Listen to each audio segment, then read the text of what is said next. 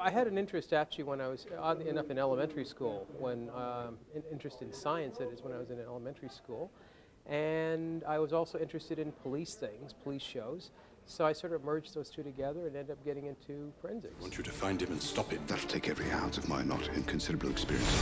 This may be a hobby to you, Mr. Holmes, but I do it for a living. It does make a considerable difference to me, having someone with me on whom I can thoroughly rely.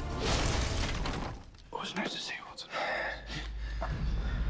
We are surrounded by technology. Technology is commonplace. So when we want to go back to, we'll say, the 19th century, the Sherlock Holmes period, we want to sort of look at things when things were simpler, things were much easier to understand, and there was more of a human factor involved rather than, we'll say, a petri dish or a microscope slide. The best tool or sense that a detective needs is really, you might say, experience, knowing about the world around them, observing things as they happen.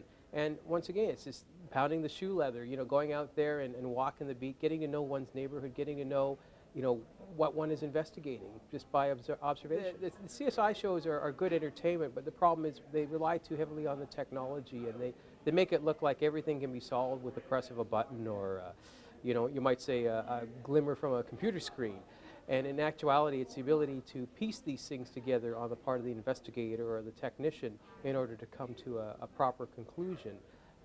These are basically investigative aids that we see being featured on a lot of these shows. You have to understand things like DNA and fingerprints are just investigative aids, pointers, you might say, to what might have occurred. I really don't necessarily have, with regards to television shows, favorites as such. I like period pieces. Once again, going back to the Sherlock Holmes movie was a very good movie, and I thoroughly enjoyed that. And actually, while being at City TV, I can also say I've also been a fan of the Murdoch mysteries. Those kinds of period pieces really intrigue me. And once again, it's a simpler time. It's the art of detection.